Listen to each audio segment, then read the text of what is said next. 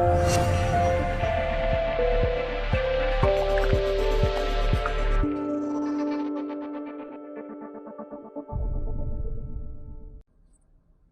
Dr. Shakib here from Irvine Spinal Wellness Center, your Irvine Chiropractic office.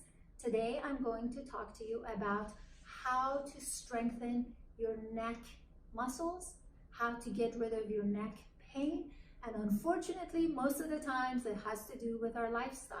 So one thing that I want to mention and briefly pass is that you cannot disregard the importance of your daily routines and the impact they have on your body.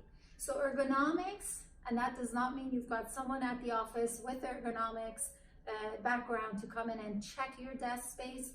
It has to do with positioning of whatever you're looking at, your keyboard, your monitor, everything else, and how you use it. So that is very important. We're not talking about that. We're talking about what we do in my office with regards to neck pain. Neck pain is not always as a result of the neck region itself. Your neck, shoulder, and your upper back work together. Basically, when it comes to movement, it's like a concert. You can't just take away a musician and concentrate on mastering the musical instrument and the playing of that musician and expect a good concert.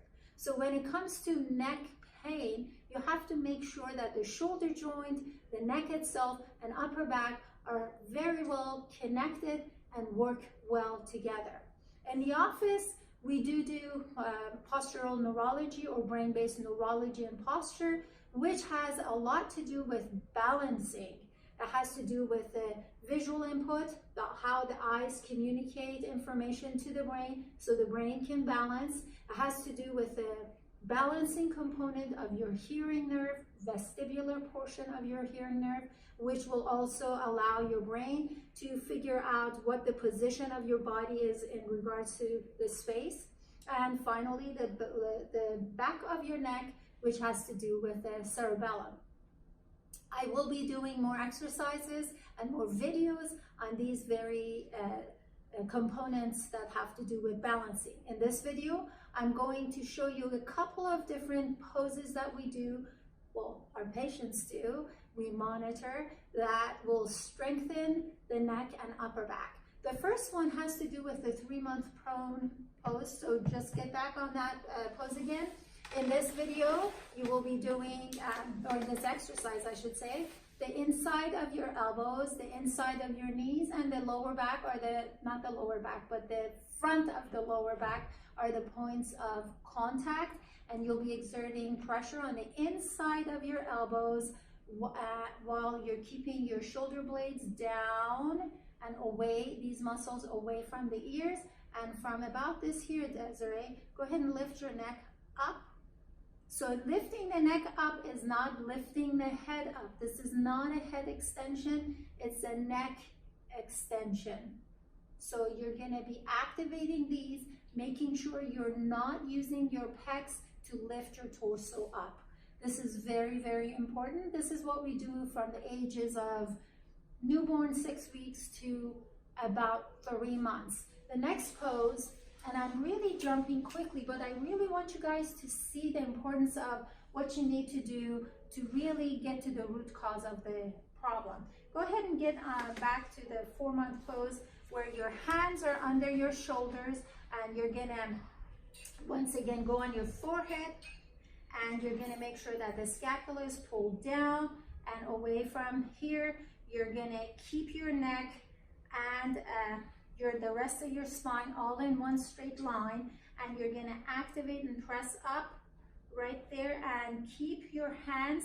There are 4 points on your hands that you wanna make sure you're exerting pressure on, and you're keeping it all there. Weight is nicely distributed here. You're keeping your neck nice and straight, and go ahead and press on this and bring yourself up to about there. Most of us will have issues in the lower back if you go higher up. There is a little addendum to this. That is not the purpose of this specific video. You want to make sure that your scapula, shoulder blades are pulled down and pulled away from the outside, so you're not having a winging of the scapula. You also need to make sure that there is no dipping here. In this case, Desiree's head is slightly lower than the rest of the spine. That's causing that. And so you want to make sure that this area is nice and flat, and you hold this pose. Thank you, Desiree.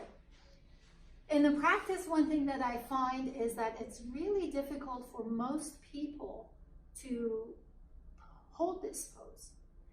And one thing that I want to bring to your attention is we all were born with muscles to move. We just didn't have the strength, we didn't have the connection between the brain and the body parts. Through repetition and holding the poses, we were able to gain the strength, gain the connection that the brain could send the command to the body parts, and then the movements were taking place. No babies go to the gym, they don't have weights or bands, they don't have any of that to do the workout. It's holding the pose correctly, using the movements, using the right muscles to make those movements that matter.